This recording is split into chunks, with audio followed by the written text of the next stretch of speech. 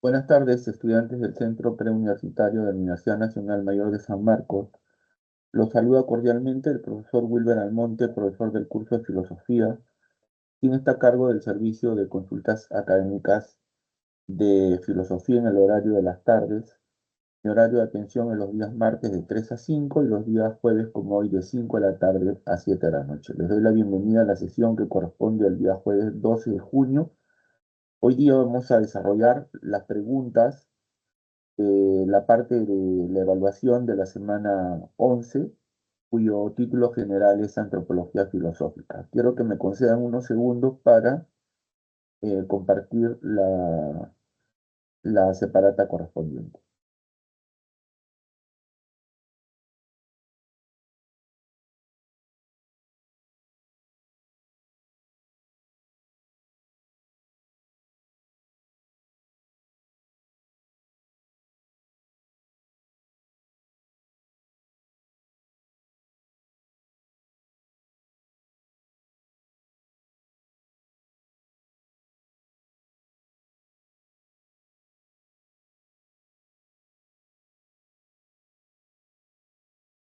Bueno, ahí estamos viendo el título general de la separata que corresponde a la semana que se viene trabajando tanto en el ciclo ordinario como en el ciclo especial. El título es Antropología Filosófica. Vamos a la parte de la evaluación. Vamos a iniciar con la lectura complementaria y luego vamos a desarrollar la pregunta que acompaña a esta interesante lectura. En el mundo humano encontramos una característica nueva que parece constituir la marca distintiva de la vida del hombre. Su círculo funcional no solo se ha ampliado cuantitativamente, sino que ha sufrido también un cambio cualitativo. El hombre, como si dijéramos, ha descubierto un nuevo método para adaptarse a su ambiente. Entre el sistema receptor y el efector, que se encuentran en todas las especies animales, hallamos en él, como eslabón intermedio, algo que podemos señalar como sistema simbólico. Esta nueva adquisición transforma la totalidad de la vida humana. Comparado con los demás animales, el hombre no solo vive en una realidad más amplia, sino, por decirlo así, en una nueva dimensión de la realidad. Existe una diferencia innegable entre las reacciones orgánicas y las respuestas humanas. En el caso primero, una respuesta directa e inmediata sigue al estímulo externo. En el segundo, la respuesta es demorada, es interrumpida y retardada por un proceso lento y complicado de pensamiento. Sin embargo, ya no hay salida de esta reversión del orden natural. El hombre no puede escapar de su propio logro. No le queda más remedio que adoptar las condiciones de su propia vida. Ya no vive solamente en un puro universo físico, sino en un universo simbólico. El lenguaje, el mito, el arte y la religión constituyen partes de este universo. Forman los diversos hilos que tejen la red simbólica, la urdimbre complicada de la experiencia humana. Voy a volver a leer. En el mundo humano encontramos una característica nueva que parece constituir la marca distintiva de la vida del hombre. Su círculo funcional no solo se ha ampliado cuantitativamente, sino que ha sufrido también un cambio cualitativo. El hombre, como si dijéramos, ha descubierto un nuevo método para adaptarse a su ambiente. Entre el sistema receptor y el efector que se encuentran en todas las especies animales, hallamos en él, como eslabón intermedio, algo que podemos señalar como sistema simbólico. Esta nueva adquisición transforma la totalidad de la vida humana. Comparado con los demás animales, el hombre no solo vive en una realidad más amplia, sino, por decirlo así, en una nueva dimensión de la realidad. Existe una diferencia innegable entre las reacciones orgánicas y las respuestas humanas. En el caso primero, una respuesta directa e inmediata sigue al estímulo externo. En el segundo, la respuesta es demorada, es interrumpida y retardada por un proceso lento y complicado de pensamiento. Sin embargo, ya no hay salida de esta reversión del orden natural. El hombre no puede escapar de su propio logro. No le queda más remedio que adoptar las condiciones de su propia vida. Ya no vive solamente en un puro universo físico, sino en un universo simbólico. El lenguaje, el mito, el arte y la religión constituyen partes de este universo, forman los diversos hilos que tejen la red simbólica, la urdimbre complicada de la experiencia humana. Esta lectura ha sido extraída del libro Antropología Filosófica del filósofo Ernst Cassirer. Voy a leer la pregunta que acompaña esta lectura. Para Cassirer, la construcción de un universo simbólico le permite al hombre a concentrarse en su propia racionalidad para entender el mundo simbólico, B, tener un pleno conocimiento del mundo terrenal y del trascendente, C, desarrollarse un ambiente de relaciones sociales de producción, D, ampliar su círculo funcional para una mejor adaptación al ambiente, E, comprender la realidad y adaptarse a las nuevas condiciones de vida. Precisamente esta última, la alternativa E, contiene la respuesta correcta: comprender la realidad y adaptarse a las nuevas condiciones de vida. Veamos la solución. Según el texto, el hombre no puede escapar de su propio logro. No le queda más remedio que adoptar las condiciones de su propia vida. Ya no vive solamente en un puro universo físico, sino en un universo simbólico. Claro, Cassirer sostiene que la, la diferencia cualitativa entre el hombre y el animal es que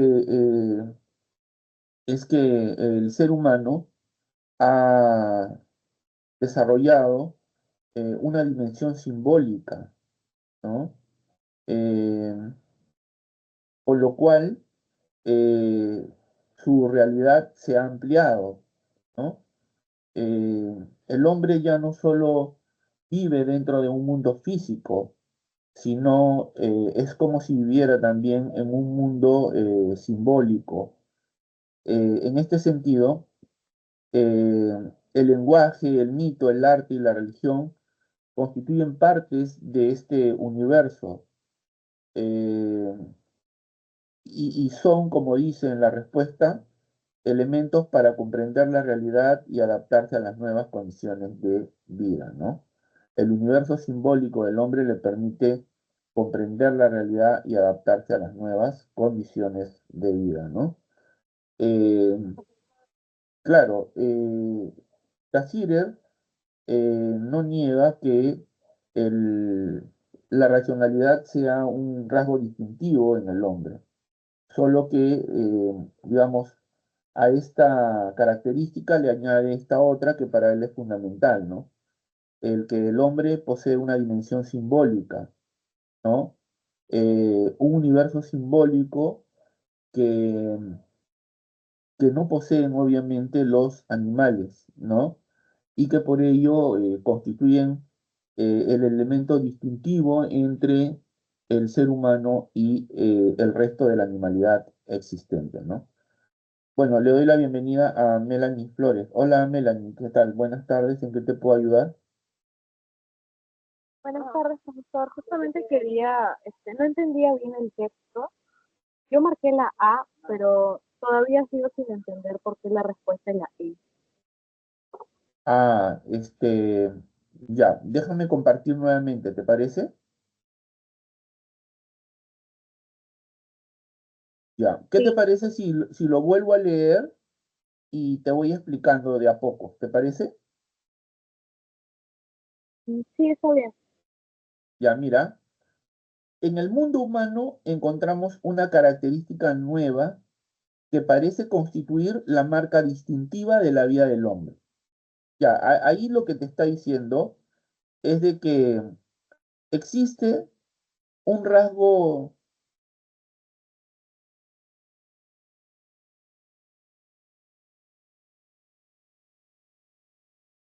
Hola Melanie, te sacó el. Profesor, ¿qué Sí, pasó? ya regresaste. Veo que te sacó de la sesión, ¿no? Sí, se salió. Sí, no te preocupes. A ver, voy a repetir, ¿ya? Mira, en el Sí. mundo humano encontramos una característica nueva que parece constituir la marca distintiva de la vida del hombre. Si tú te das cuenta, esta idea pone el acento en aquello que diferencia cualitativamente al hombre del animal. ¿Me entiendes? O sea, acá te dice que hay una característica en el hombre que es lo que lo diferencia del resto de animales existentes, ¿no? Eso es lo que te dice en esta primera idea, ¿no? Sigamos. Su círculo funcional no solo se ha ampliado cuantitativamente, sino que ha sufrido también un cambio cualitativo. Claro, o sea, la dimensión simbólica a la cual se va a referir a continuación no solo constituye una diferencia cuantitativa, sino también cualitativa. Cuantitativa porque la dimensión simbólica amplía nuestra realidad, ¿no? Amplía nuestra realidad, amplía nuestro universo, ¿no? Es como si el universo del hombre fuera más allá del mundo físico, ¿no? Ahora, en términos cualitativos, de cualidad, qualitas, eso constituye pues una marca distintiva, repito, en relación con los animales, ¿no? El hombre, como si dijéramos, ha descubierto un nuevo método para adaptarse a su ambiente.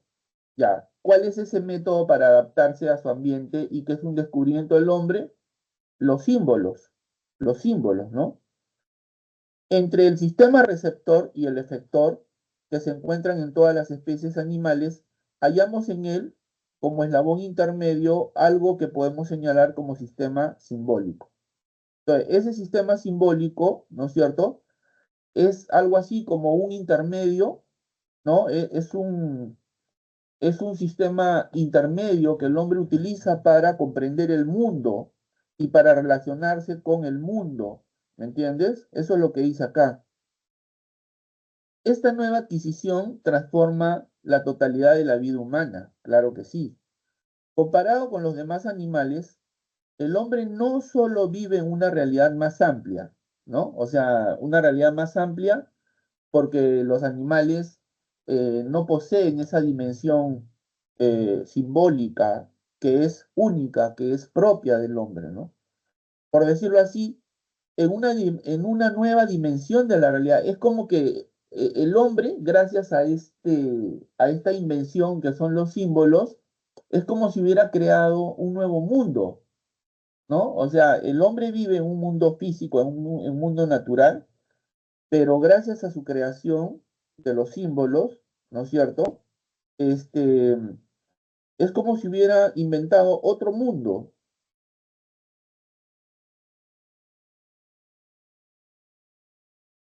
Perdón un ratito, disculpe.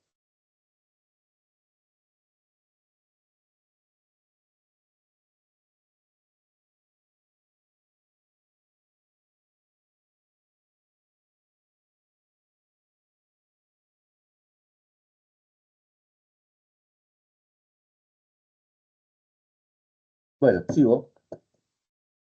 Este, Sin embargo, ya no hay salida de esta reversión del orden natural, ¿no? O sea, el hombre no puede escapar de ese nuevo mundo que ha creado, que es el mundo simbólico, ¿no? El hombre no puede escapar de su propio logro, no le queda más remedio que adoptar las condiciones de su propia vida. Ya no vive solamente en un puro universo físico, sino en un universo simbólico. El lenguaje el mito, el arte y la religión constituyen partes de este universo. Claro, el animal no crea mitos, el animal no produce arte, el animal no posee religión. Eso es único en el hombre. Y esos elementos forman parte de ese universo simbólico que distingue al hombre de todos los demás seres existentes, ¿no? El lenguaje, el mito, el arte y la religión constituyen partes de este universo, forman los diversos hilos que tejen la red simbólica, la urdimbre complicada de la experiencia humana. Interesante, ¿no? Bueno, a mí me parece fascinante. Para Cassirer, la construcción de un universo simbólico le permite al hombre. Bueno, a ver, Melanie, tú me preguntas por qué no puede ser la A. Eh, Porque la A dice concentrarse en su propia racionalidad para entender el mundo simbólico. Mm, no, o sea, concentrarse en su propia racionalidad, ¿no? El universo simbólico le permite al hombre comprender la realidad, ¿no es cierto? Comprender la realidad, por ejemplo, expresar esa necesidad de infinito, de espiritualidad, de plenitud, de absoluto que existe en el hombre y que lo ha llevado a crear, o en todo caso a descubrir la religión, ¿no? O por ejemplo, a expresar sus miedos, sus sentimientos, en general, a expresar su libertad a través del arte, ¿no? Entonces, la construcción de un universo simbólico le permite al hombre comprender la realidad y adaptarse a las nuevas condiciones de vida. Claro, porque las nuevas condiciones de vida en tanto que el hombre, al crear el mundo simbólico, es como si hubiera creado un nuevo universo, ¿no? Eso es lo que... ¿Se entendió, Melanie? Sí, sí se entendió. Claro, es que el hombre, dice en una parte de la lectura, eh, es como si viviera en dos mundos, ¿no? Por un lado está el mundo físico, el mundo natural, y por otro lado está el mundo simbólico, ¿no? Es una creación del hombre de la que no puede escapar, no puede escapar de esa creación, ¿no? Más bien el mundo, esta dimensión simbólica, ¿no es cierto?, le permite comprender la realidad, ¿no? Comprender la realidad y bueno, este, adaptarse a ella, ¿no? Eso es lo que le permite, ¿no? Muy bien, no sé si tienes alguna otra pregunta, Melanie. Ah, sí, me he dado cuenta que en los ejercicios de clase de filosofía hablan de Nietzsche y he leído un poco, bueno, mi teoría que copié de la pizarra, pero no lo he entendido muy bien. Eh, claro, claro, en las preguntas hay una que se refiere a Nietzsche, me parece que es la primera. ¿Te refieres a eso?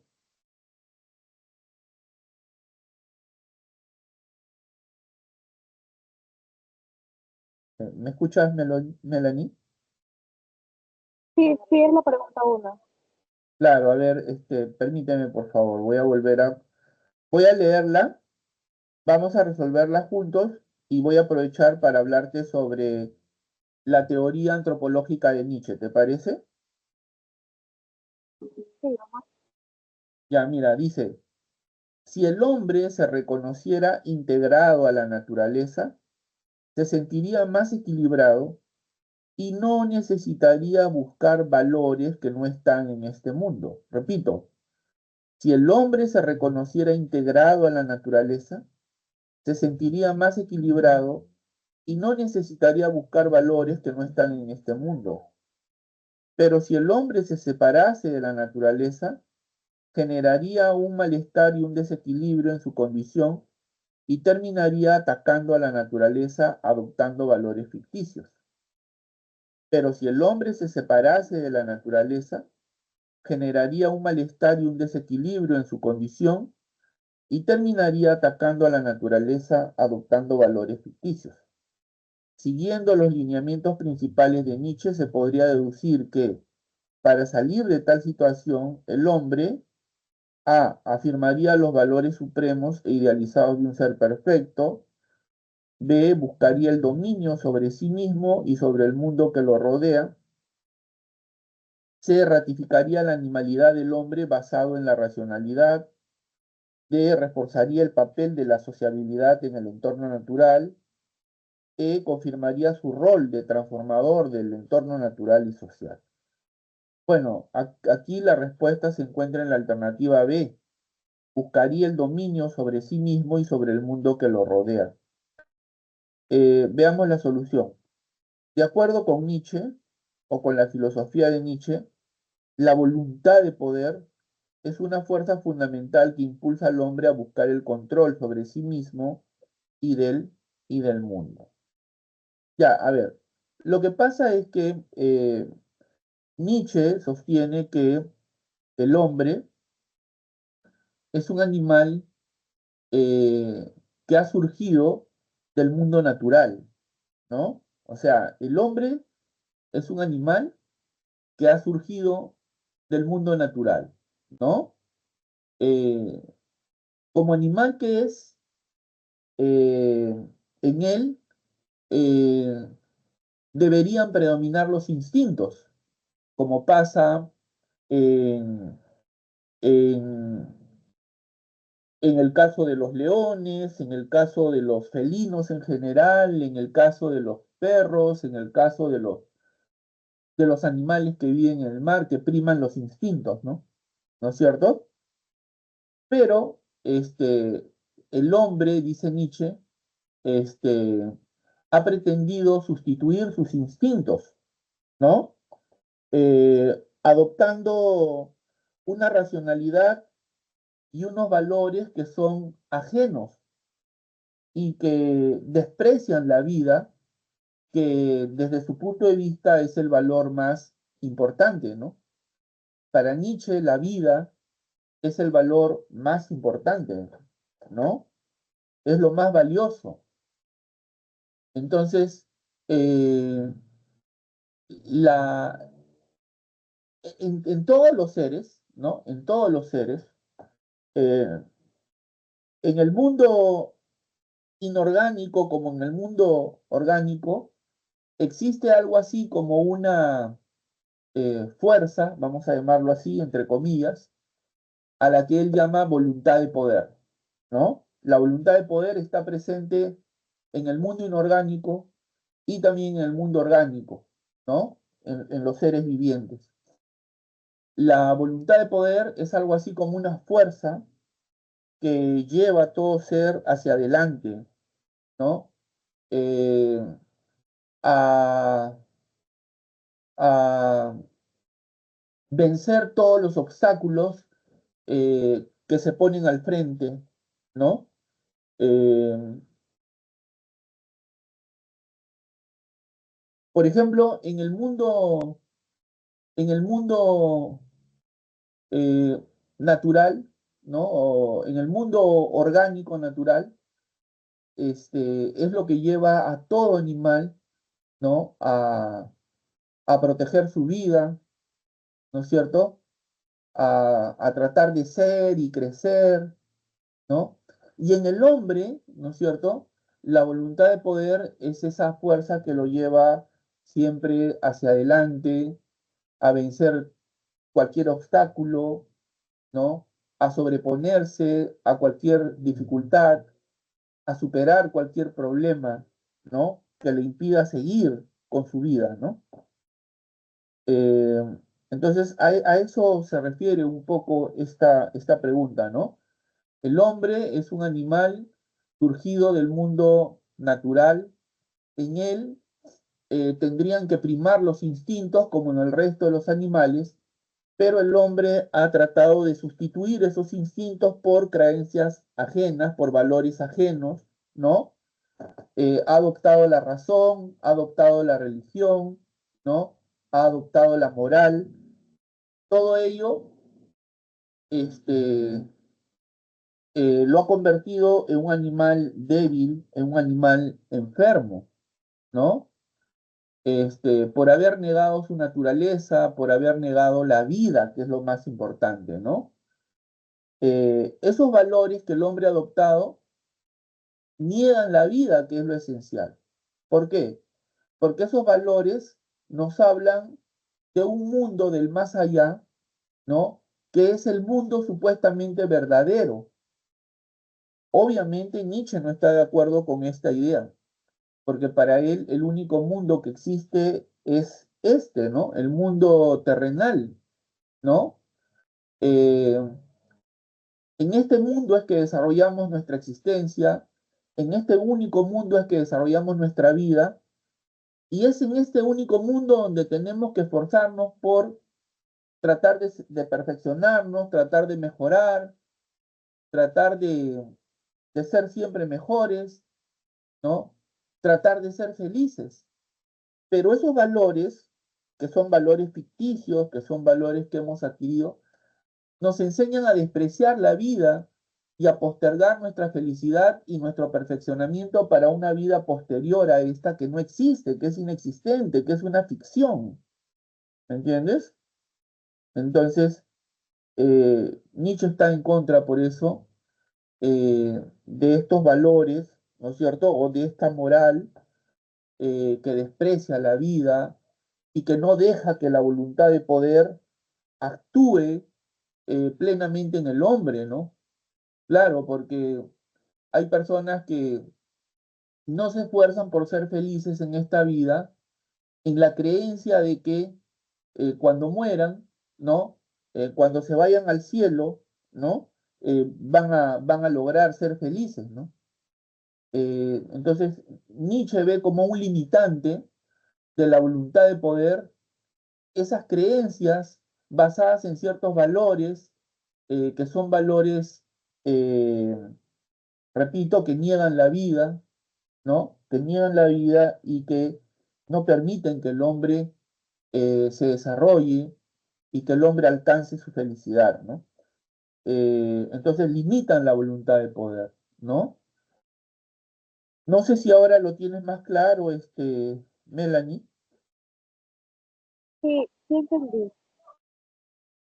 Claro, ahora, tú sabes que para Nietzsche, el hombre actual, ¿no? El hombre actual eh, es como un puente, ¿no? Es como un puente que debe ser cruzado, ¿no? Nietzsche, hay un aforismo, Nietzsche escribe en aforismos. Los aforismos son sentencias breves eh, que encierran, eh, que encierran sabiduría, ¿no? Eh, bueno, Nietzsche dice que el hombre es como un puente tendido entre el animal y el superhombre, ¿no? Claro, o sea, ahí en esa frase se puede apreciar con cierta claridad la influencia que el evolucionismo ha ejercido en él, ¿no? El evolucionismo es la tesis que sostiene que todos los seres vivos evolucionan a partir de formas más simples de vida, ¿no? Bueno, el hombre es un animal y como tal ha evolucionado también, ¿no? A partir de formas más simples de vida, ¿no? Entonces, el hombre debe continuar su evolución para que surja el superhombre, que es un eh, hombre ideal, que según Nietzsche es un creador de valores, ¿no? Es un creador de valores, eh, tiene espíritu de señor, no tiene espíritu de siervo, no tiene espíritu de rebaño, ¿no? El superhombre crea valores, no los sigue como si fuera ganado, ¿no? Es un creador en todo sentido, ¿no? Eh, piensa por sí mismo, ¿no? Es libre en ese aspecto, ¿no? Entonces, esa es otra idea importante en Nietzsche, ¿no? Que el hombre eh, actual debe ser superado para que surja el superhombre, ¿no? Eh, Nietzsche, al parecer, creía ver en ciertos personajes a ese modelo ideal de hombre que él buscaba, ¿no? Por ejemplo, refiriéndose a Jesucristo, él dice, el único cristiano, ¿no? El único cristiano que he conocido murió en la cruz, ¿no? Claro, porque Cristo no era un seguidor, sino que él era un líder, un creador, alguien que creó una religión con su propio sistema de valores, ¿no? En ese sentido, era como un superhombre, ¿no? Eh, Igual pasa con Napoleón y otras figuras de la historia, ¿no? Que son creadores, ¿no? Que no tienen espíritu de siervo, sino más bien tienen espíritu de señores, tienen espíritu aristocrático, ¿no? Porque imponen su voluntad, porque son creadores en todo sentido, ¿no? A eso se refiere Nietzsche, ¿no? Hay otro aforismo de Nietzsche, dice, el hombre es ese relámpago, ¿no? Es ese relámpago del cual ha de surgir el superhombre, ¿no? El hombre, o es esa nube oscura, perdón, dice, el hombre es esa nube oscura de la cual ha de surgir ese relámpago que es el superhombre. Ya me acordé, el hombre es esa nube oscura de la cual ha de surgir ese relámpago que es el superhombre, ¿no? Claro, ahí está presente la idea que ya te dije, ¿no? De que el hombre actual tiene que ser superado, ¿no? El hombre actual, el hombre con espíritu de servidumbre, el hombre inferior, el hombre enfermo, que se resigna, que acepta con resignación eh, cuanto le toca pasar en la vida, ese tiene que ser superado para que surja el superhombre, que es orgulloso, que impone su voluntad, que impone su poder, que impone sus valores, ¿no? Ese es el superhombre, ¿no? Que quiere superarse siempre, ¿no?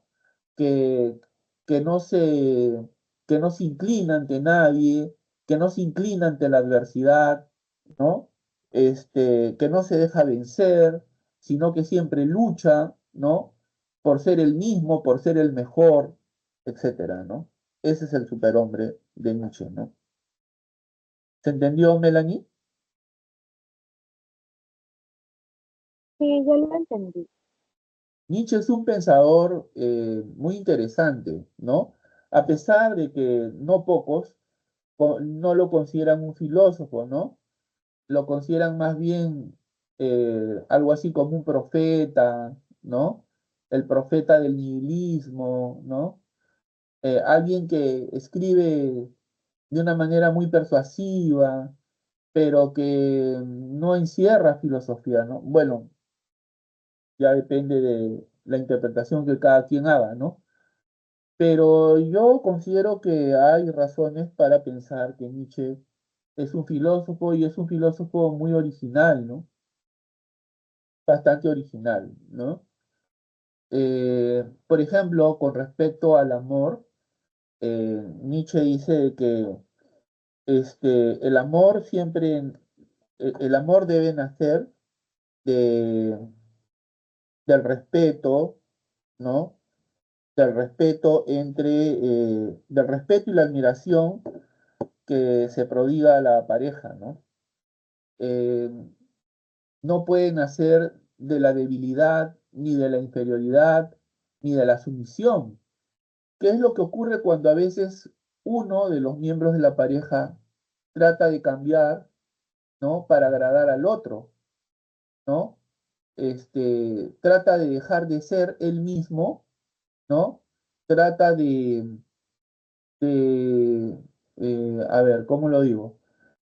Es como si tratara de inclinarse para agradar al otro, ¿no? Deja de ser el mismo, ¿no? Renuncia a ser el mismo, renuncia a veces a sus ideas, a a lo que él piensa por agradar al otro, ¿no? Y dice que quien ama de esa manera, en realidad no va a retener a su amor, al contrario, ahí ha empezado a perderlo, porque el amor verdadero nace, ¿no? Como te digo, del respeto que hay entre la pareja, la admiración que ésta se prodiga, ¿no? Eh, nace de la voluntad de poder, o sea, de querer ser siempre, eh, o sea, de tener el coraje de ir siempre hacia adelante en busca de tus propios planes, de tus propias ideas, de tus propias convicciones y no de lo que otros quieren, ¿no? Eh, de ser uno mismo siempre, ¿no? Eso es lo que dice Nietzsche respecto al amor, es bien interesante, ¿no? O en todo caso a la relación de pareja, ¿no? ¿Conocías a Nietzsche, Melanie? Sí había escuchado de él algunas cosas, pero me dijeron que es un poco difícil de entenderlo. Quizá por eso cuando lo leí, como ya tenía el segmento, no lo había entendido tanto. Claro. ¿Pero has leído alguna de sus obras o lo que conoces sobre él lo conoces a través de, digamos, de manuales, historias de la filosofía, qué sé yo, diccionarios? No, nunca he leído obras de él. Ah, entiendo, entiendo. Bueno, yo estoy en eso porque estoy trabajando una investigación sobre Nietzsche, entonces he tenido que leer algunas de sus obras, ¿no? Que no son una tarea Y fácil porque creo que más o menos, ¿qué obra me podría recomendar? de Nietzsche. Sí, De Nietzsche, bueno, yo diría que su obra más importante es Así habló Zaratustra. Así habló Zaratustra es la obra, en mi opinión, más importante, ¿no? Eh, es una obra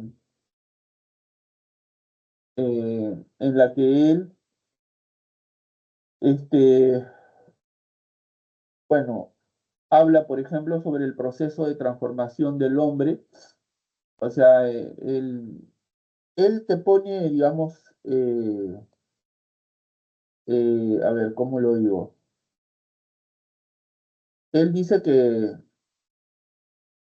el hombre, digamos, sufre un proceso de transformación, ¿no? Eh, a ver, un ratito.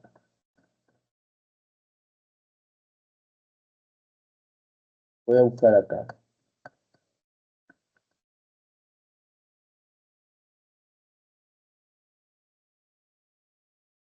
Ya, él dice que el espíritu del hombre pasa por tres transformaciones, ¿no? Camello, león y niño. Estas transformaciones representan la evolución del hombre hacia la superación personal y la la concretización del superhombre, ¿no? La primera transformación del hombre es la del hombre, la del camello, ¿no? En esta primera fase, esta primera fase se caracteriza porque el hombre acepta las cargas, o sea, los valores impuestos por la sociedad, renunciando a la libertad individual y a la búsqueda de la propia voluntad, ¿no? El camello, que es un animal de carga, ¿no es cierto?, representa la sumisión y la búsqueda de la propia dignidad a través del sufrimiento, ¿no? Ya, la otra transformación es la del león. En esta fase,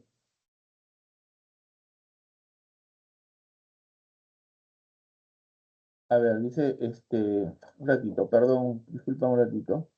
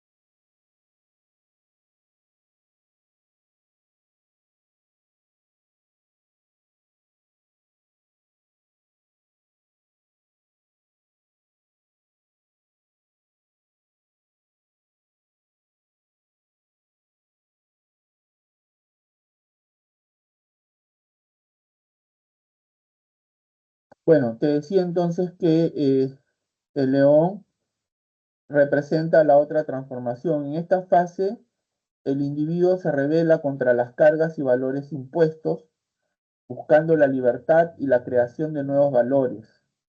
El león es la fuerza que se rebela contra la tradición y que se atreve a crear lo nuevo, incluso si eso significa desafiar la moral establecida, ¿no? Y la última transformación del espíritu humano es el niño. El niño representa la última fase, que es la de la inocencia y la creación, donde el individuo ha liberado su espíritu y se encuentra en un estado de juego y espontaneidad, ¿no? O sea, digamos, el proceso de creatividad que caracteriza esta fase, ¿no? Tiene que ver, digamos, con el estado de juego y espontaneidad que caracteriza la vida de un niño, ¿no? El niño representa la pureza y la capacidad para crear nuevas realidades, sin las limitaciones del pasado o las cargas del presente, ¿no? En resumen, las tres transformaciones del espíritu representan el proceso de liberación del individuo en busca de la creación de nuevos valores y en busca también de un significado personal, un camino hacia la superación de uno mismo. Este proceso, según Nietzsche, es necesario para alcanzar la condición del Übermensch, o sea, del superhombre, un ser humano que ha superado las limitaciones de la moral y la tradición. ¿Qué te pareció? Interesante, ¿no? Sí, bastante interesante. Claro, o sea, son las tres transformaciones del espíritu humano, ¿no? El camello, que es la fase, digamos, de la, de la sumisión, de la aceptación de cargas y valores impuestos por la sociedad o la moral, que implica una renuncia a nuestra libertad y a la búsqueda de y a la realización de nuestra propia voluntad, ¿no? Luego viene la fase del león, en el cual el hombre se rebela contra los valores impuestos, busca la libertad y la creación de nuevos valores, ¿no? Y luego viene el niño, que es la última transformación. El niño representa la inocencia, ¿no? Y la creación. El individuo se ha liberado, ¿no? Su espíritu se ha liberado y se encuentra en un estado de juego y de espontaneidad. El niño representa la pureza, pero también la capacidad para crear nuevos valores y en general nuevas realidades, sin las limitaciones del pasado y las cargas del presente, ¿no? Eso quiere decir, ¿no? Interesante, ¿no? Nietzsche es un filósofo muy interesante y muy actual, diría yo, ¿no?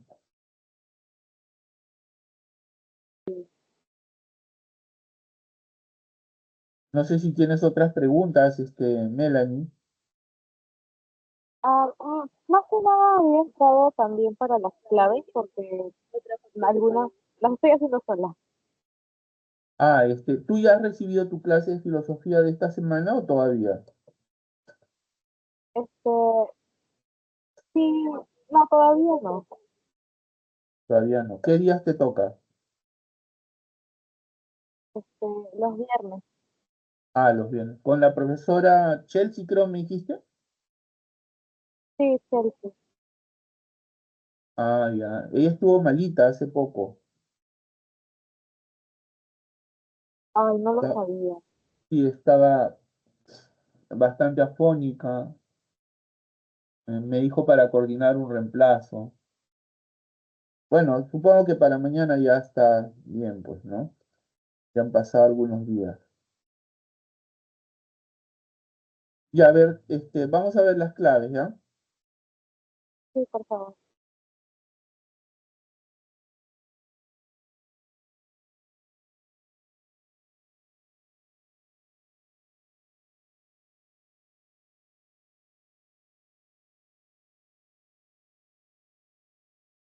Ya, a ver.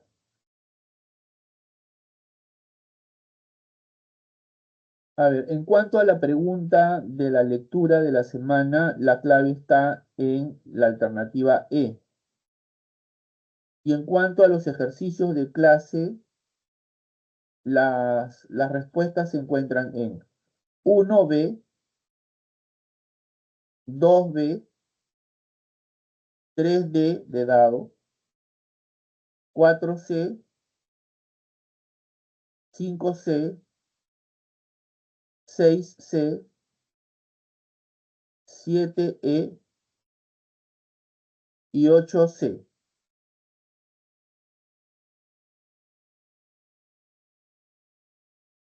Esas son las Gracias, claves. Está bien, gracias. Melanie. Le doy la bienvenida a Edwin, Edwin Figueroa. ¿Qué tal, Edwin? No sé si puedes prender tu micrófono. Hola, buenas. ¿Qué tal? Buenas tardes. ¿En qué te puedo ayudar? Ah, sí, tengo una duda respecto a la uno. Yo marqué otra respuesta. O sea, la uno del lectura complementaria de Casirer. A ver. ¿Te refieres a la pregunta que acompaña a la lectura de esta semana? Sí, a mí me parece que es número uno, pero es el ejemplo. Ese sí. Claro. Tú marcaste la A, Sí. ya, pero resulta que la respuesta es la E. La respuesta es la E y ahí lo dice, mira. Según el texto, el hombre no puede escapar de su propio logro. ¿Cuál es el propio logro del hombre desde la perspectiva de Cassirer, que es el autor de la lectura? El propio logro del hombre es los símbolos, ¿no? O sea, el hombre ha creado la religión, el arte, la ciencia, ha creado mitos. Entonces, todos esos elementos forman parte de ese universo simbólico que el hombre ha creado, ¿no? Y del cual no puede escapar. Así lo quiera, ya no puede escapar, porque son como elementos intermediadores para comprender la realidad, ¿no? Entonces, según el texto, el hombre no puede escapar de su propio logro, no le queda más remedio que adoptar las condiciones de su propia vida. Claro, tiene que adoptar las condiciones de su propia vida, ¿no? Ya no vive solamente en un puro universo físico, sino en un universo simbólico, ¿no? ¿Y por qué no podría ser la número D? Si al final el universo simbólico podría ampliar, no sé, su mundo, porque dice en una parte como que se crea una nueva realidad o algo así, o transforma no, transforma la realidad, la totalidad de la vida humana, ¿no?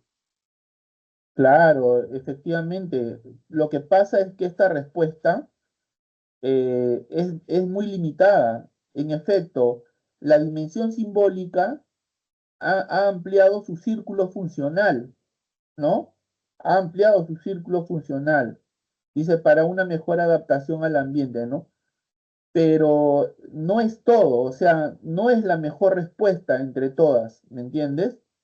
La mejor respuesta es la E, porque el universo simbólico le permite al hombre comprender la realidad, ¿no? No solo adaptarse al ambiente, sino comprender la realidad y adaptarse a las nuevas condiciones de vida. No sé si me entiendes, o sea, la D solo ve un aspecto, la E es una mejor respuesta porque ve un aspecto más mayor, ¿no? El universo simbólico le permite al hombre comprender la realidad y adaptarse a las nuevas condiciones de vida, ¿no? Ya que el hombre eh, posee un universo natural, posee un mundo físico, pero él ha creado, ¿no es cierto?, un nuevo universo de carácter simbólico, ¿no? Del cual no puede escaparse, ¿no? Él no puede escapar de su propio logro y que más bien tiene que adaptarse a este nuevo mundo, a esas nuevas condiciones de vida. ¿Me entiendes? Sí, entiendo. Y también tiene que ver con que, digamos, el humano crea universos simbólicos como digamos las narraciones, el arte, la religión, no sirven simplemente como una adaptación, sino que también construyen, no sé, amplían, ¿no? Amplían la existencia humana, la enriquecen, o algo así. Claro que sí, o sea, conforman otro mundo, pues, conforman otro mundo, ¿no? Mira, aquí hay una parte donde dice, eh, a ver, acá dice, vamos a leer mejor toda la lectura, ¿ya? Mira, dice, en el mundo humano encontramos una característica nueva que parece constituir la marca distintiva de la vida del hombre. Y ahí lo que te está diciendo es que en el hombre hay una característica que lo diferencia cualitativamente de todos los demás seres existentes. Eso es lo que te dice. Su círculo funcional no solo se ha ampliado cuantitativamente, sino que ha sufrido también un cambio cualitativo. Claro, su círculo funcional no solo se ha ampliado, ¿no? Porque ahora el hombre vive en dos mundos, ¿no? Vive en el mundo físico y vive en el mundo simbólico, ¿no? Entonces, no solo se ha ampliado cuantitativamente, sino también cualitativamente porque eso lo distingue de todo lo demás, de todos los demás seres, ¿no? El hombre es el único ser que ha creado un mundo simbólico, ¿no? El resto de animales no hace eso, no ha hecho eso. El hombre, como si dijéramos, ha descubierto un nuevo método para adaptarse a su ambiente. ¿Cuál es ese nuevo método? Los símbolos, ¿no? Entre el sistema receptor y el efector, que se encuentran en todas las especies animales, hallamos en él como eslabón intermedio algo que podemos señalar como sistema simbólico. Claro, o sea, el sistema simbólico es un elemento intermediario, ¿no? Entre el hombre y el mundo, entre el hombre y la realidad, ¿no? Te permite adaptarte, te permite interpretar, te permite comprender la realidad, ¿no? Los símbolos, ¿no? Esta nueva adquisición transforma la totalidad de la vida humana.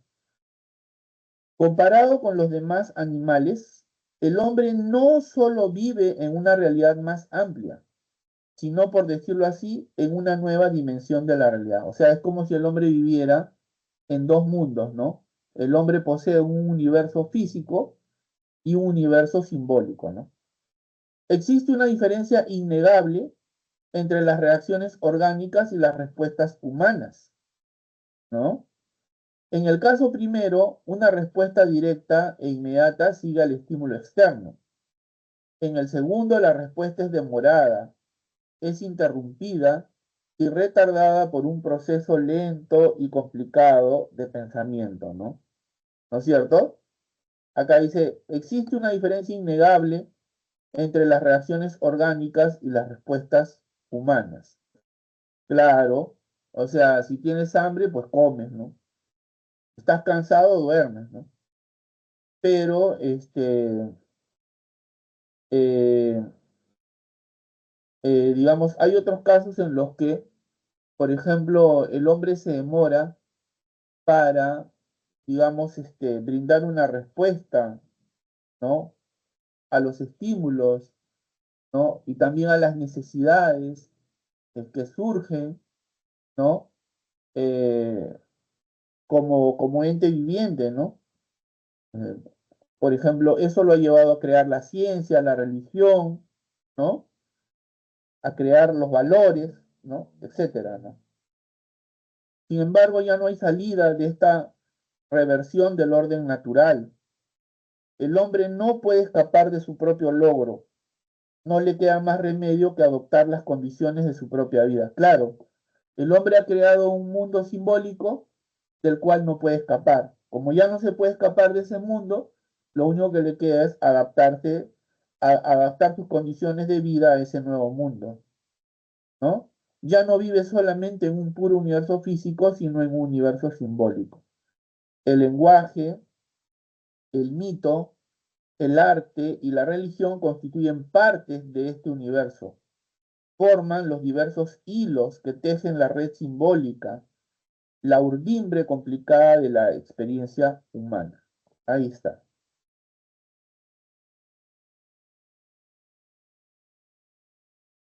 ¿Se Ya, entendió? gracias. Listo. Ah, tengo otra pregunta, es respecto a la número uno, pero esta vez de ejercicio de clase de Nietzsche. Ya. La Es la verdad es, uno. sí, Sí, dime, te escucho. sí, la respuesta es la B, ¿no? Sí, exacto.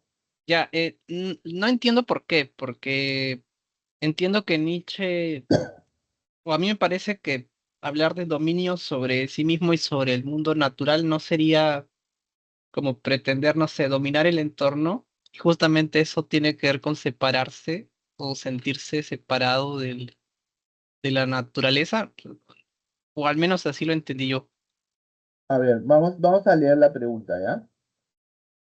A ver, dice, si el hombre se reconociera integrado a la naturaleza, se sentiría más equilibrado, ¿no? Mira, si el hombre se reconociera integrado a la naturaleza, se sentiría más equilibrado y no necesitaría buscar valores que no están en este mundo.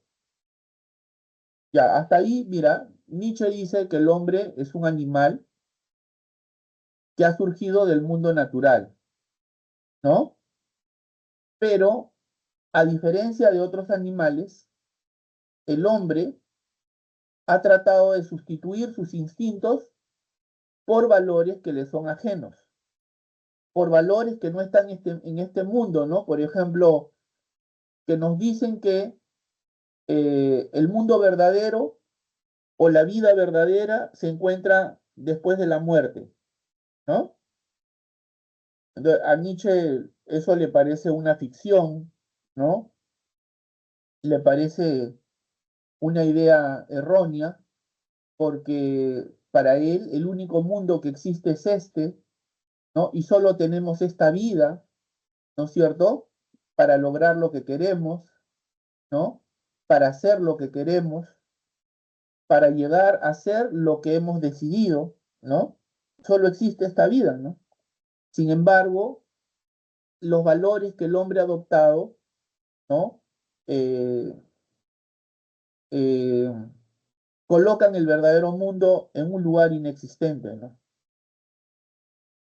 Pero si el hombre se separase de la naturaleza, generaría un malestar y un desequilibrio en su condición y terminaría atacando a la naturaleza adoptando valores ficticios, ¿no? Pero si el hombre se separase de la naturaleza, generaría un malestar y un desequilibrio en su condición y terminaría atacando a la naturaleza adoptando valores ficticios. Claro, o sea, si el hombre se separase de la naturaleza, dice, ¿no? Generaría un malestar y un desequilibrio. Hay un aforismo muy interesante de Nietzsche que dice, la tierra tiene piel y la piel tiene enfermedades. Una de esas enfermedades es el hombre, ¿no? O sea, el hombre es una enfermedad para la tierra, eso es lo que quiere decir, ¿no? Está destruyendo el medio ambiente, ¿no? Sus invenciones, la ciencia, la tecnología, etcétera, ¿no? Los mismos valores que él ha creado y practica, ¿no? Nos hacen ver como enemiga, ¿no es cierto? Nos hacen ver como enemigo, ¿no? A la naturaleza, ¿no es cierto? Eh, desprecian la vida, ¿no?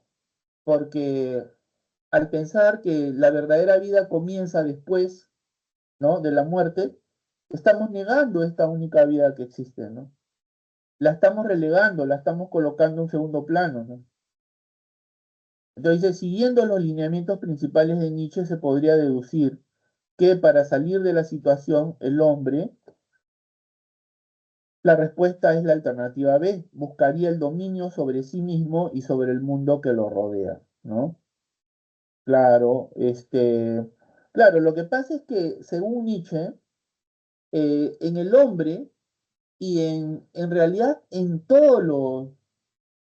en el mundo orgánico e inorgánico existe una fuerza, vamos a llamarla así, una fuerza entre comillas, que Nietzsche llamó la voluntad de poder, ¿no? Que nos lleva siempre a avanzar, que nos lleva siempre hacia adelante, que nos lleva siempre a no quedarnos en un solo lugar. Ahí está presente la idea de evolución, evolución, todo evoluciona, ¿no? Eh, Todo evoluciona de lo inorgánico a lo orgánico. La vida ha evolucionado de lo inorgánico a lo orgánico, ¿no? Este, eh, por ejemplo, de los peces, ¿no? A los anfibios, las aves, bueno, etcétera, etcétera, hasta llegar al hombre, ¿no? Entonces, de acuerdo con Nietzsche, la voluntad de poder es una fuerza que impulsa al hombre a buscar el control sobre sí mismo y del mundo, ¿no? Eh, claro, en el hombre la voluntad de poder es la fuerza que te lleva siempre adelante, ¿no es cierto? Adelante, a no dejar doblegarte por los obstáculos, por las adversidades que se presentan, ¿no?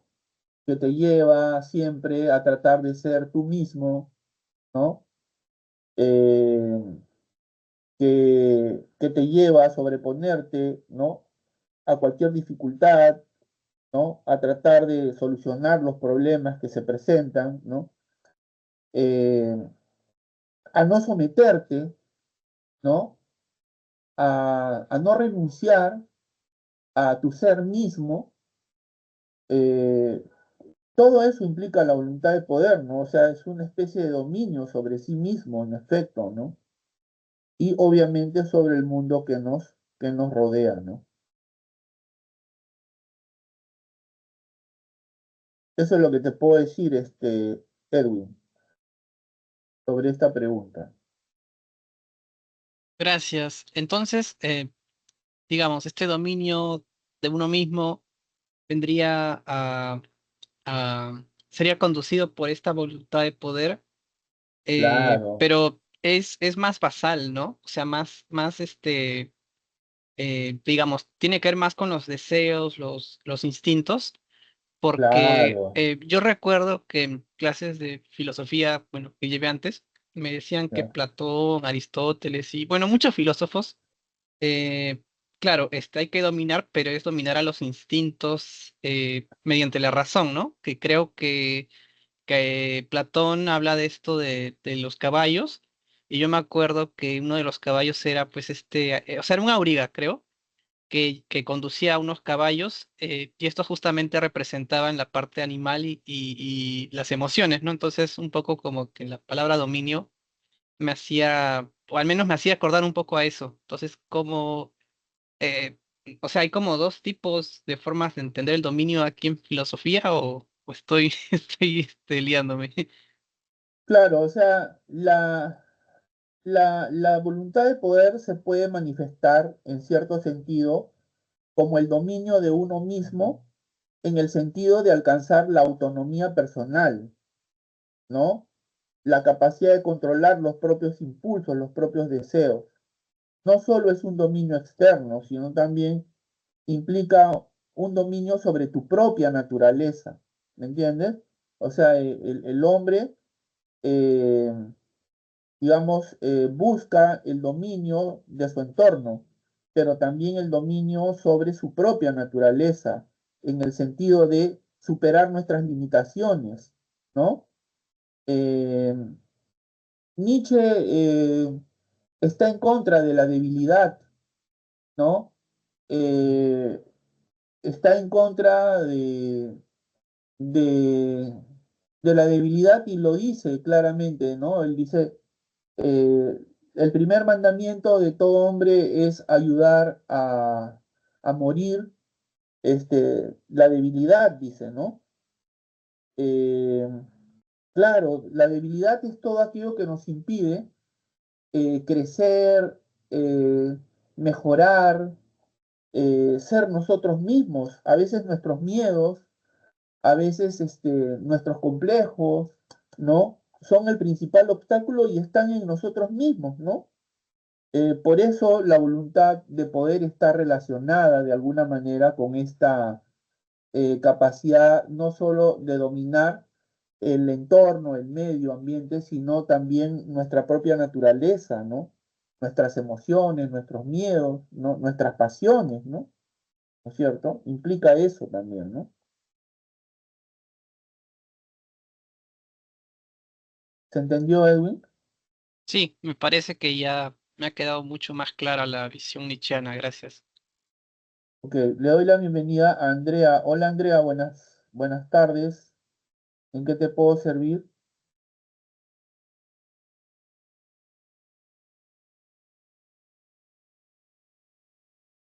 No sé si puedes activar tu micrófono.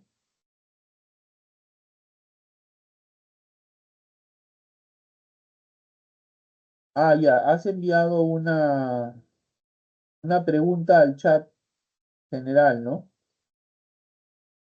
A ver, déjame un ratito, por favor.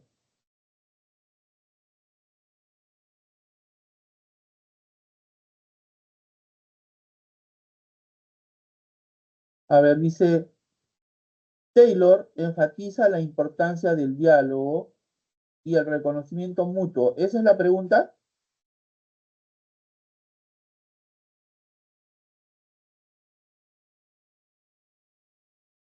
Sí, ¿no?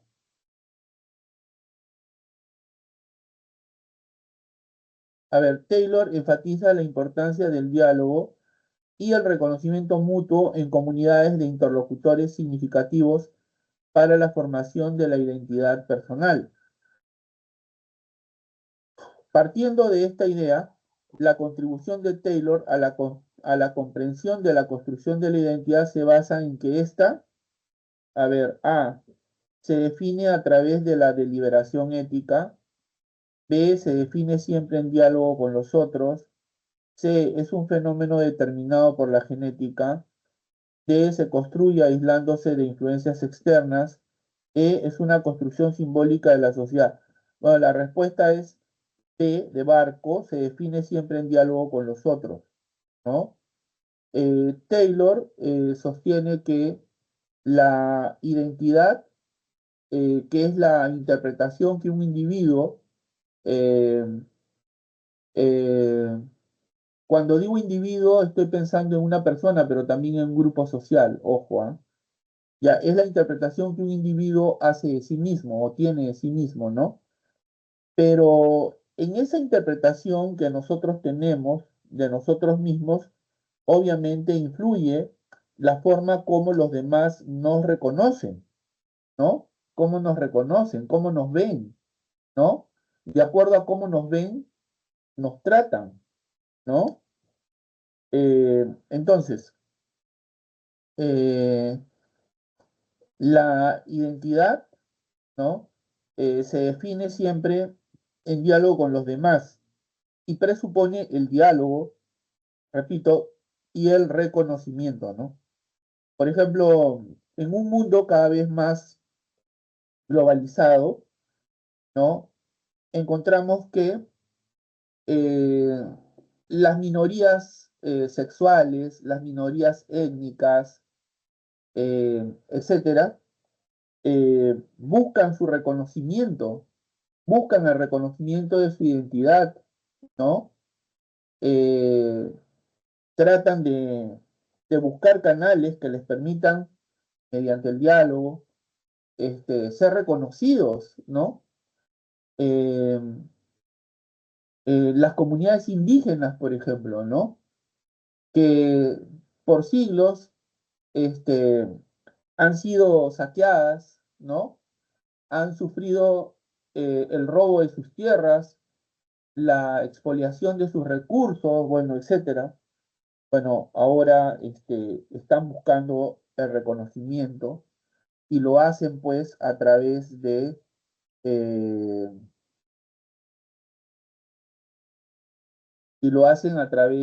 el diálogo con los demás, ¿no? Pero digamos, Este reconocimiento de su identidad implica pues que la forma como los otros te ven, ¿no? Cómo los otros te ven, ¿no? Te ven como su igual, porque solo si te ven como su igual, te van a reconocer como sujeto de los mismos derechos que ellos, ¿me entiendes? Si no te reconocen como su igual, pues te van a considerar como una persona inferior, que tiene menos, como un sujeto que tiene menos derechos, ¿no? Y que por lo mismo, ¿no? Puede ser dominado, ¿no es cierto? Eh, etcétera, ¿no? ¿Se entendió, Andrea?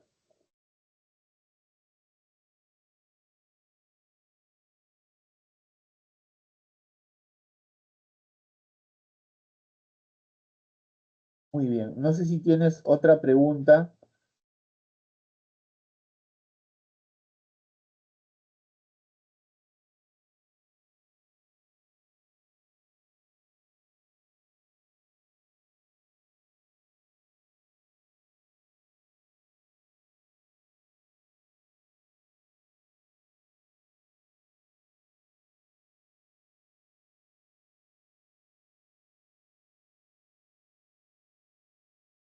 Profesor, yo tengo otra pregunta. Claro que sí, Edwin. A ver, ¿cuál es?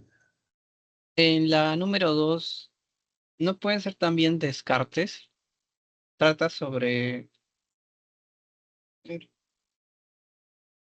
A ver, déjame compartir. Ah, no, espérate un ratito.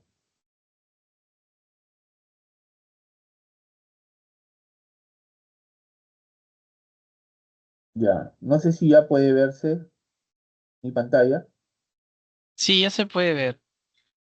Ya, ¿qué te parece si lo leo y, y le doy una solución a esta pregunta? ¿Te parece?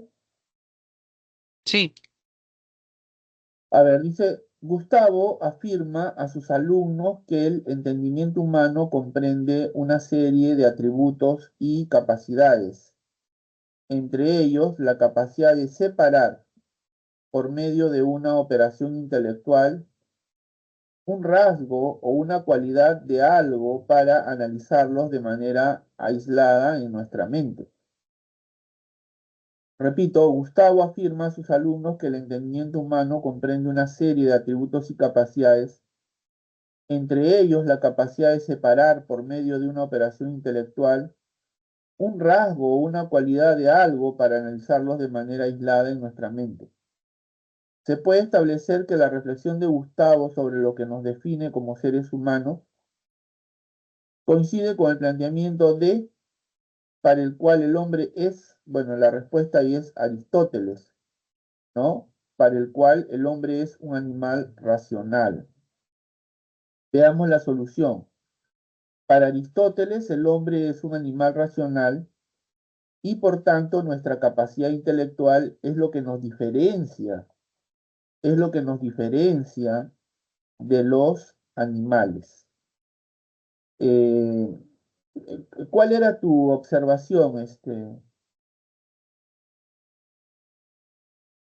que, o sea, Descartes dice que también somos un sujeto que piensa y Aristóteles que somos un son politicón, entonces pensaba que como Descartes es, digamos, entre comillas, la base del pensamiento científico, racional del periodo moderno, también como que un poco encaja. Entonces no veo con claridad por qué no Descartes. Esa es mi duda. Claro, porque aquí, mira, en el enunciado dice, ¿no? Gustavo afirma que el entendimiento humano comprende una serie de atributos y capacidades, entre ellos la capacidad de separar por medio de una operación intelectual un rasgo o una cualidad de algo para analizarlos de manera aislada en nuestra mente. Claro, Aristóteles, digamos, fue quien enfatizó eh, más respecto de las capacidades y los atributos de la razón, lo que esto nos permite, ¿no? Por ejemplo, eh, analizar, ¿no es cierto? sintetizar, que son operaciones que hacemos con la razón, ¿no? Descartes no enfatiza en ese aspecto, ¿no? Descartes solamente dice que el hombre es una cosa que piensa. Ahora bien, en Descartes, el pensamiento es igual a alma, ¿no? En Descartes el pensamiento es igual a alma.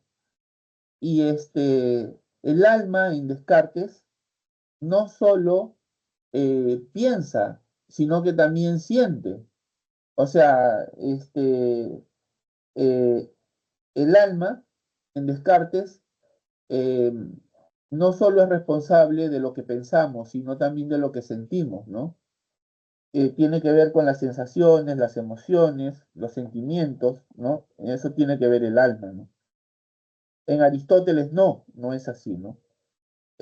Aristóteles piensa que el hombre, como todo ser vivo, tiene un alma, pero esa alma que lo distingue del resto de los animales es un alma racional, ¿no? Este, digamos, en, en Aristóteles, el alma cumple tres funciones, si se quiere, ¿no? Hay un alma vegetativa, hay un alma sensitiva y un alma racional. El hombre posee esos tres tipos de alma, si se quiere, ¿no? O en el hombre el alma cumple esas tres funciones, ¿no? Sensitiva, que está relacionada con comer, ¿no? Con beber, ¿no es cierto? Reproducirnos, tiene que ver con todo eso, ¿no? Eh, el alma sensitiva, que nos permite sentir emociones, eh, sentimientos, ¿no? Y el alma racional, pero en Aristóteles, repito, es como si existieran tres tipos de alma, ¿no? Eh, tiene una concepción un tanto distinta de la de Descartes, ¿no? Por eso es que para Aristóteles el hombre es un animal racional y por tanto nuestra capacidad intelectual es lo que nos diferencia de los animales, ¿no? Claro, en Descartes los animales no... lo que pasa es que Descartes dice de que el mundo está compuesto por dos clases de sustancias, ¿no? Él llama res extensa a la materia, la llama res extensa porque cualquier cuerpo ocupa un lugar en el espacio, o sea, posee extensión, ¿no? Por eso le llama res extensa, ¿no? Eh, y res cogitans, que es pensamiento, que es alma, ¿no? Entonces, todo cuanto existe en el mundo está compuesto de materia, res extensa, ¿no? Los animales son res extensa, ¿no? Son materia moviéndose, pero no poseen alma, no poseen pensamiento, ¿no? Solo el hombre posee res coitans, o sea, solo el hombre posee pensamiento, posee alma, si se quiere, ¿no? Entonces, es verdad que Descartes sostiene tal cosa, ¿no? Pero aún así, me parece que, dada la forma como está planteada la pregunta, ¿no? Que pone el acento en los atributos y las capacidades de la razón, como por ejemplo la capacidad de analizar, qué sé yo, de sintetizar, te llevan a Aristóteles, ¿no? Porque él sostiene que el hombre es un animal irracional, un animal racional, ¿no? ¿Entendió Edwin? Ah, ya lo veo con claridad. Sí, hay muchas diferencias entre ambos. Y una pregunta más. Respecto a San Agustín, estoy viendo, y él también menciona el alma, ¿no? Y las facultades de esta. Pero él Sí. menciona memoria, inteligencia y voluntad. ¿Podría profundizar un poco más esto de la voluntad? Porque veo que Scheller también lo menciona. O sea, no menciona voluntad, pero sí autonomía y libertad. Está más que todo en la teoría. Y mi pregunta va más o menos, ¿por qué lo mencionas? Yo entiendo que, o al menos es mi concepción, ¿no? Que la libertad, o sea, ¿por qué el humano se caracterizaría por esto? Y va un poco con lo de Descartes, porque en otras especies no hay libertad o cómo es. A ver, veamos. San Agustín consideró que el hombre es un ser creado por Dios a su imagen y semejanza. Claro, San Agustín es uno de los, eh, eh, bueno, fue sacerdote, ¿no? Llegó a ser obispo, ¿no? Él es uno de los padres de la iglesia, ¿no? Es decir, uno de los que elaboró la filosofía y la teología, ¿no? Del, del cristianismo, ¿no? Fue el que sentó las bases del cristianismo, ¿no?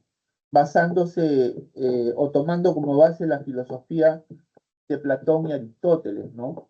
En San Agustín se reconoce fundamentalmente la influencia de Platón, por las razones que voy a indicar luego, ¿no? Entonces, él dice que el hombre es un ser creado por Dios a su imagen y semejanza. Su concepción del hombre tiene una clara influencia platónica, pues defendió un dualismo al sostener que el hombre está compuesto por cuerpo y alma, ¿no? Cuerpo y alma. Pero obviamente, al igual que Platón, para San Agustín, la superioridad es del alma, ¿no? El alma es superior al cuerpo. ¿Por qué? Porque el alma es la que le da vida al cuerpo, ¿no es cierto? La que le da vida al cuerpo. El alma es lo que nos permite conocer, por ejemplo, ¿no? Ahora, él dice que el alma es inmortal, ¿no? Ahí está también la influencia de Platón, ¿no? El alma sobrevive al cuerpo, ¿no? Cuando el cuerpo muere, el alma regresa, ¿no? Eh, digamos, se separa del cuerpo, ¿no? Y regresa a Dios, ¿no? El alma posee tres facultades: memoria, inteligencia y voluntad. Claro, el alma posee tres facultades: memoria, inteligencia y voluntad. Ahora, según San Agustín, la voluntad humana busca la felicidad, supremo bien, pero es libre de elegir el bien o el pecado y alejarse con ello de Dios. Bueno, San Agustín sostiene que eh, Dios creó al hombre a su imagen y semejanza, ¿no? Eh, pero Dios le ha dado al hombre libre albedrío, ¿no? Eh, le ha dado al hombre libre albedrío, o sea, la capacidad de elegir cómo vivir, la capacidad de elegir si seguir los mandamientos de Dios o alejarse de ellos, ¿no? Por lo tanto, el hombre es responsable de sus actos, ¿no? O sea, si bien Dios es el creador de todo y observamos que en el mundo existe el mal en sentido ético, alguien podría pensar, ¿no? Bueno, si Dios es el creador de todo, entonces el mal ético que hay en el mundo, ¿no? La criminalidad, de todo eso es responsabilidad de Dios. Pero San Agustín sostuvo que el mal no puede provenir de un ser perfecto, ¿no? Eh, sería incoherente, ¿no? Sería absurdo pensar tal cosa, ¿no? Por eso, para explicar la existencia del mal en sentido ético, San Agustín sostiene que cuando Dios crea al hombre, le concede libre albedrío, o sea, la libertad para elegir cómo vivir, ¿no? Para elegir cómo vivir. Por lo tanto, ser libre implica la responsabilidad de asumir las consecuencias de nuestras acciones, ¿no? El hombre decide cómo vivir y asume con ello su responsabilidad, ¿no? ¿Se entendió, Edwin? Ah, ya, sí, ahora que lo contextualizó entiendo mucho mejor. Supongo que en Scheller es casi igual porque él veo que también tiene una influencia religiosa, dice que el hombre es un ser espiritual, entonces habla de libertad también. Sí, claro, bueno, lo que pasa es que Max Scheller, no sé muy bien si es que él fue sacerdote, no estoy seguro, pero lo cierto es que sus reflexiones suponen otra perspectiva, ¿no? Las reflexiones de San Agustín son hechas, pues, desde una perspectiva filosófica, obviamente, pero en clara relación con el cristianismo, ¿no? ¿No es cierto? Ya que él era miembro de la iglesia, llegó a ser obispo de la ciudad de Hipona, ¿no? En Sudáfrica, ¿no? Entonces, ahí está la cosa, ¿no? En cambio, Scheller sostiene que el hombre es un ser espiritual, ¿no? O sea, lo que distingue al hombre cualitativamente de los animales es el que posee espíritu, ¿no? El hombre posee espíritu, el animal no tiene espíritu, ¿no? El espíritu hace que el hombre sea una persona, el animal es un simple individuo, ¿no? Es un simple individuo. En cambio, el hombre es una persona, ¿no? Eh, las expresiones de la espiritualidad que caracterizan la vida humana son la conciencia y la libertad. El hombre es consciente, sabe con qué finalidad hace algo, ¿no? Conoce antes de hacer algo para qué lo está haciendo, ¿no? Es consciente de las consecuencias de lo que hace. El animal no, ¿no? Scheller decía de que el hombre es el único animal que puede decirle no a sus instintos.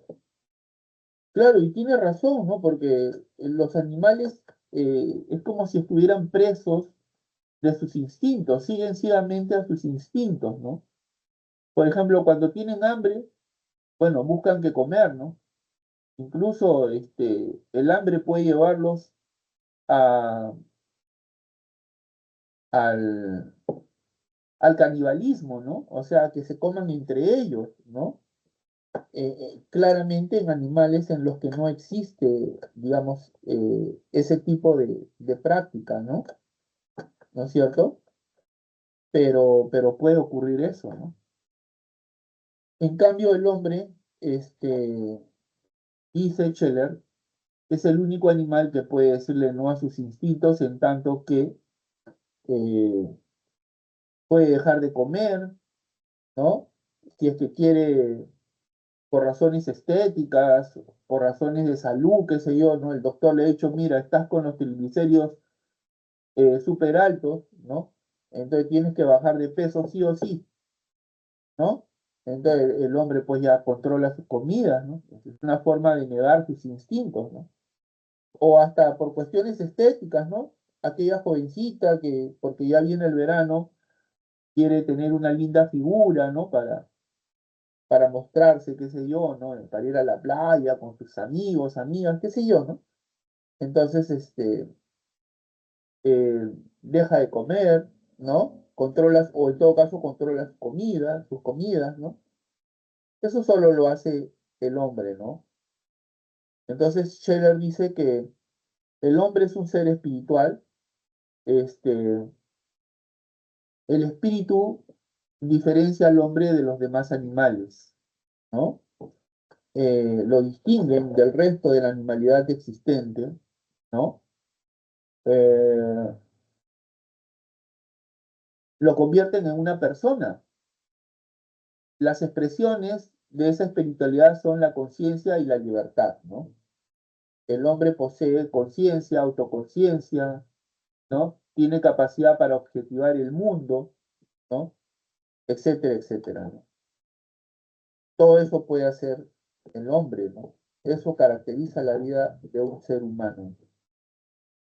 El animal, como te decía, eh, está como preso en sus instintos, ¿no? Vive preso de sus instintos, no puede escapar a ellos, ¿no? ¿No es cierto? Por ejemplo, cuando llega la época del celo, bueno, el animal busca que aparearse, ¿No es cierto? Busca que aparearse, ¿no? En muchas especies la, la hembra, ¿no? Busca al animal más fuerte, ¿no? Para asegurarse una buena descendencia, ¿no? Y para asegurar con ello, instintivamente, la supervivencia de toda su especie, ¿no? ¿No es cierto? En el hombre no hay eso, ¿no? Por eso es que Nietzsche decía que el hombre es un animal enfermo, ¿no? ¿Por qué? Porque el hombre eh, ha perdido sus instintos, ¿no? O en todo caso ha tratado de sustituir sus instintos por creencias y valores que le son ajenos, ¿no? Y que le llevan a negar la vida, ¿no es cierto? Que le llevan a negar la vida, que es lo más valioso, que es lo más importante, según Nietzsche, ¿no? Y así, ¿no? Muy bien. No sé si hay otra pregunta, Edwin.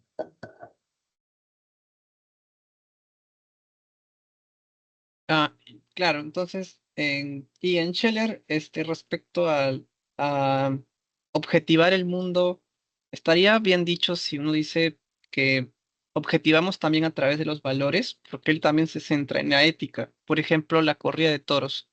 Si, no sé, a los humanos estamos a favor o en contra y estamos, claro, si hay un debate, entiendo que eso es objetivar, porque al final, digamos, el toro no puede ponerse a reflexionar sobre si es bueno o malo, sino que es el humano en tanto ser libre el que lo hace.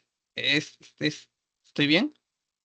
¿Cómo no te escuché la primera parte porque me falló el internet? A ver, otra vez, por favor. Ah, sí, que entiendo que Scheller eh, habla de objetivar el mundo, ¿no? Sí, Y entiendo que también se objetiva el mundo a través de la ética, o sea, a través de valores. ya, Y los seres humanos podemos estar, por ejemplo, podemos valorar no sé, la corrida de toros. Podemos estar en contra, rechazarla, considerarla inmoral, no sé. Pero el toro mismo no puede ponerse a reflexionar sobre si es bueno o malo. Entonces, el humano, en tanto un ser capaz de objetivar y de ser libre, es el que decide los valores del mundo, ¿no? De, de todo, ¿no? así es, así es. Claro, pero en el caso de Max Scheler, a ver, un ratito. A ver,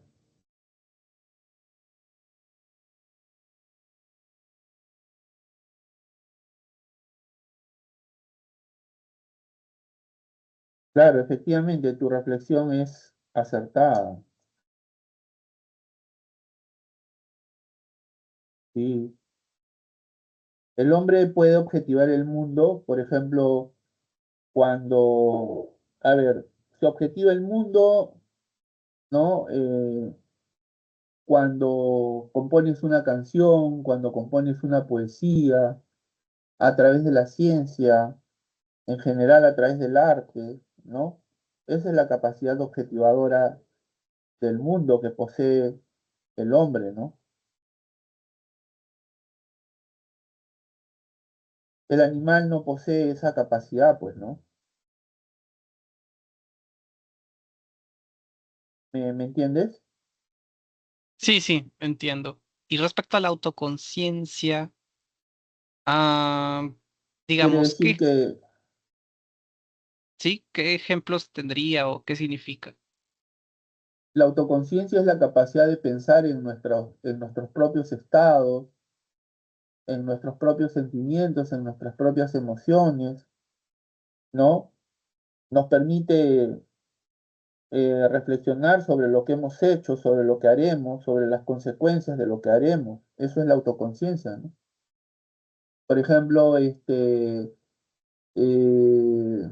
soy consciente de que la muerte de mi padre aún me duele, me afecta, ¿no? O sea, eres autoconsciente, ¿no? ¿No es cierto?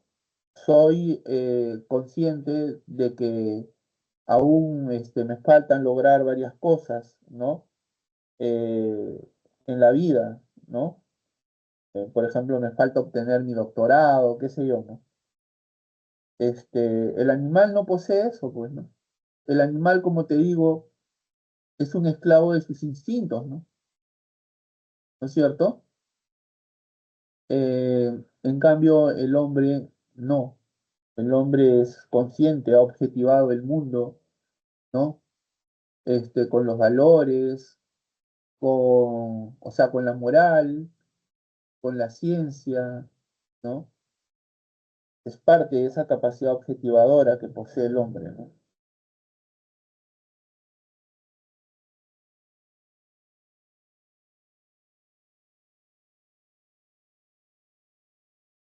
Ah, ya. Y bueno, esta es la última pregunta que tengo, porque sí, es un tema que bueno, muy Pero, Edwin, no interesante. te apenes porque mi horario de atención es hasta las 7, o sea, Ah, yo no tengo ningún inconveniente en atenderte mientras no venga otro estudiante, porque si entrara otro estudiante, sí tengo que atenderlo también a él, ¿no? Pero si no hay, entonces podemos seguir, si tú deseas, claro está, puedes seguir haciéndome preguntas, no te apenes por ello, no te das problemas por ello. ya. Respecto a Marx, ah, bueno, no recuerdo si el profesor lo dijo, pero creo que en algún momento habló de la conciencia o de Hegel, y un poco como que me conflictué porque entiendo, o al menos no entiendo en primer momento qué tiene que ver con la definición del hombre de Marx, ¿no? Porque él habla de las relaciones sociales de producción que determinan la condición humana, ¿no? Y del Falsa trabajo. conciencia, habló sobre falsa conciencia. Creo que sí. En Marx ese es un concepto, Ah, bueno. eh, eh, por ejemplo, mira, hay otro concepto que es importante, que está presente en Hegel y también en Marx, pero obviamente con diferencias interpretativas, ¿no? Tú sabes que Hegel precedió a Marx, ¿no? Hegel influyó en Marx, ¿no es cierto? Aunque claro está que hay obvias diferencias entre ambos, ¿no? Hegel es idealista, Marx es materialista, ¿no? Se refiere a conciencia desventurada, que habló eso el profesor. Ah, de eso no. Ya, porque mira, en Hegel, el concepto de conciencia desventurada se refiere a un estado de la conciencia en la que ésta se siente dividida y alienada, ¿no? Experimentando un sufrimiento interno al no poder reconciliar su propia existencia con un mundo que le parece ajeno, opuesto, ¿no? En Marx, ese mismo concepto, conciencia desventurada, lo llevan a un estado de alienación, ¿no? Al hombre, ¿no? Eh, lo llevan a un concepto de alienación, ¿no? A pensar que lo que él ha trabajado, ¿no? O lo que es fruto de su trabajo no le pertenece, sino que le pertenece a quien lo contrata para trabajar, ¿no? Al empleador, al capitalista, ¿no? ¿Entiendes? Cuando en realidad él es el dueño del producto de su trabajo, ¿no? ¿Se refirió a eso? Sí, sí, mencionó bastante eso. Mira, en Marx, la conciencia desventurada está relacionado con el concepto de alienación, pero en otro sentido, ¿no? Marx adopta la idea de conciencia desventurada como una expresión de la alienación del trabajador en el sistema capitalista. El trabajador en este sistema, en el sistema capitalista, se siente ajeno a su trabajo, a sus productos y a su propia naturaleza. lo que lo lleva a una sensación de desilusión y frustración, ¿no? O sea, este, es como si tú trabajaras, por ejemplo, en una fábrica de autos, ¿no? Entonces tú has ayudado a fabricar un auto que al final sabes que no va a ser para ti y que probablemente nunca vas a poder tenerlo porque lo que ganas no te va a permitir comprarte un auto, ¿entiendes? Llegas a pensar que ese auto le pertenece al dueño de la fábrica, ¿no? Cuando no es así. Según Marx, el trabajador es quien produce la riqueza y es el dueño de ella, ¿no? Sin embargo, la conciencia desventurada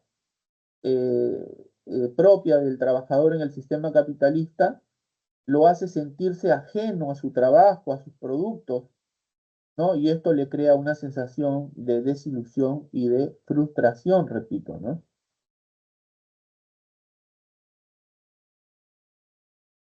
Es más, mira, esta conciencia desventurada puede manifestarse como una falsa conciencia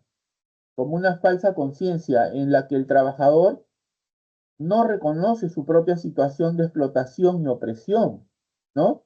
Piensa que es normal, ¿no? Que está bien que los hombres sean objeto de explotación, sean explotados por otros hombres, ¿no? Recuerda que Marx este, quiere ayudar a crear una nueva sociedad, una sociedad sin clases, en la que no exista explotación, en la que no existan injusticias, ¿no? Y en la que todos eh, podamos eh, beneficiarnos eh, por igual de la riqueza que hemos contribuido a crear, ¿no? Eso es lo que sueña Marx, a eso aspiraba, ¿no? Eso era lo que quería, ¿no?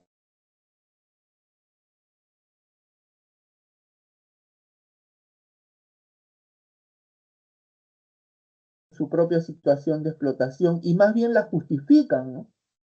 Justifican esa situación, creen que está bien esa explotación, ¿no? Pero la filosofía de Marx pretende ser el arma, ¿no? El arma ideológica del proletariado, pretende generar lo que se denomina, lo que él llama conciencia de clase, que constituye la superación de la conciencia desventurada, ¿no? Este, por ella, o sea, por la conciencia de clase, los trabajadores reconocen su posición en la sociedad y se unen para luchar por la transformación de la sociedad, ¿no? O sea, tratan de luchar para crear una sociedad más justa, o lo que es lo mismo, para construir una sociedad comunista, ¿no?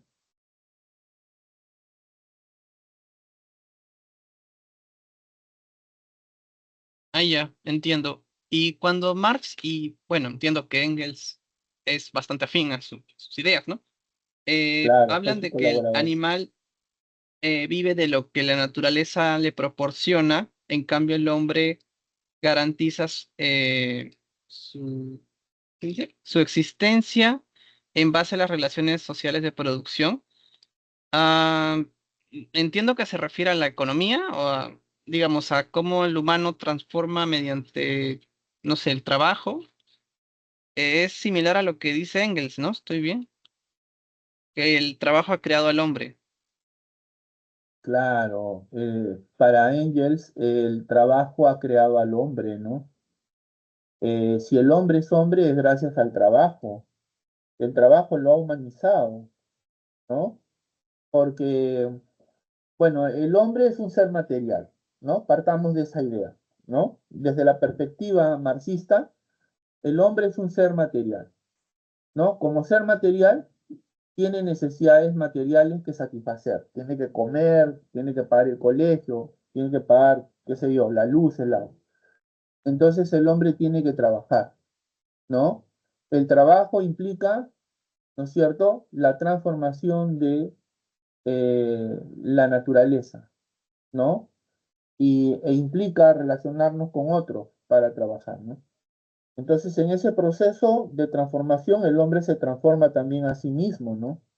En el curso de millones de años, el hombre este, ha ido transformando la naturaleza, pero al mismo tiempo se ha ido transformando a sí mismo, ¿no? ¿Entiendes?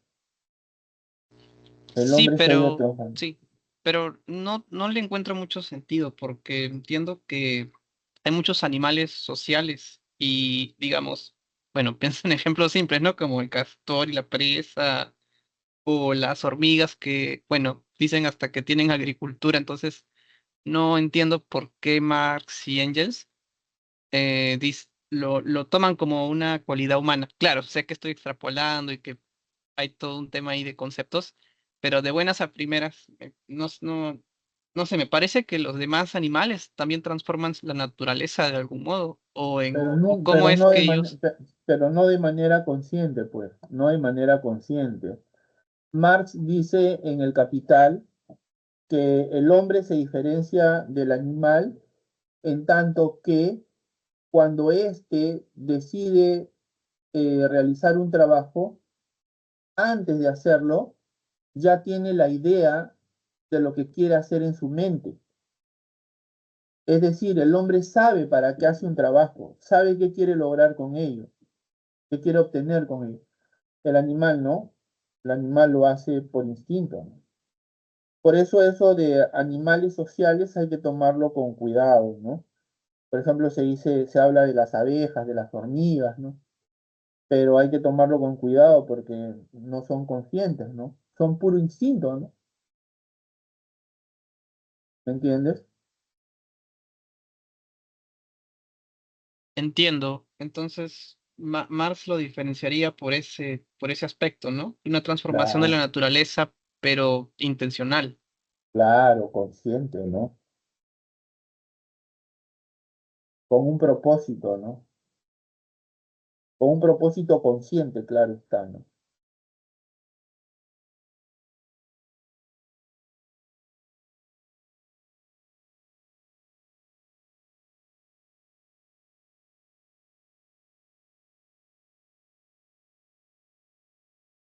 ¿Tú a qué carrera postulas, Edwin? Ah, ingeniería de sistemas. Ah, ya, sí, sí, creo me habías dicho. Tú ya has ingresado antes a este servicio, ¿no?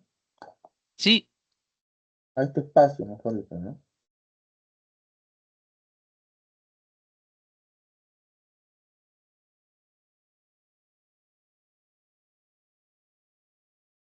Claro, ¿y qué piensas sobre este espacio? ¿Sirve o no sirve?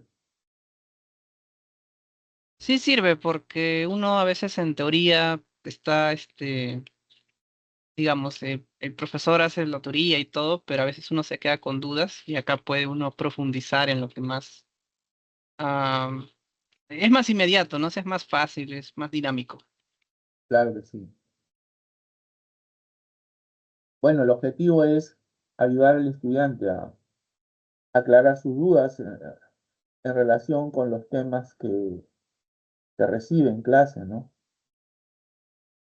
Sí, además me he dado cuenta que los textos de filosofía, o sea, aparentemente como el profesor explica la teoría, parece sencillo porque, digamos, hay como preguntas que puede parecer que uno las revisa y ya, pero sí he visto que en los exámenes las preguntas de filosofía son más para pensar, ¿no? O sea, para reflexionar bastante, o te ponen un texto y tienes que leer el texto y comprender, pero también saber, tener criterio, ¿no? Sí, pues, bueno, se trata de que el alumno infiera, ¿no? Es una de las habilidades que se busca desarrollar en el estudiante, ¿no? Una, entre otras, ¿no? O sea, claro, hay otras que sirven para relacionar, para comparar, qué sé yo, ¿no? Pero también, o entre estas está la habilidad para inferir, es decir, a partir del enunciado, tú llegas a un conocimiento nuevo, ¿no?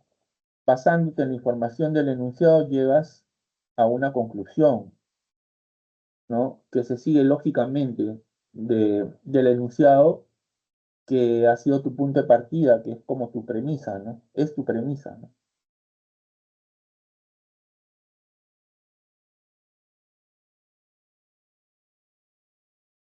Se trata de eso, ¿no?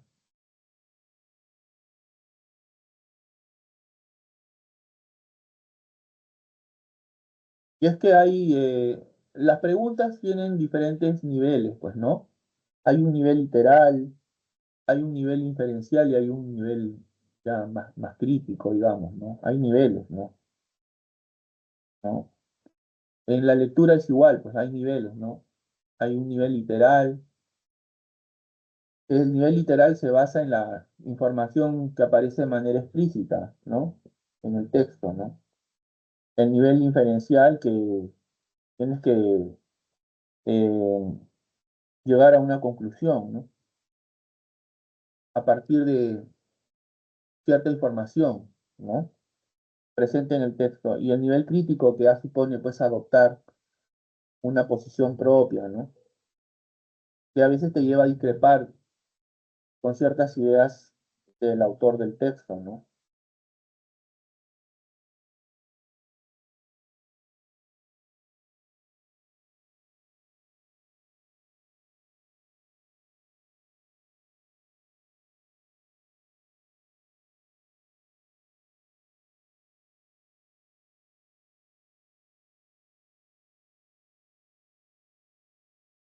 ¿Tú ya has recibido tu clase de filosofía o todavía?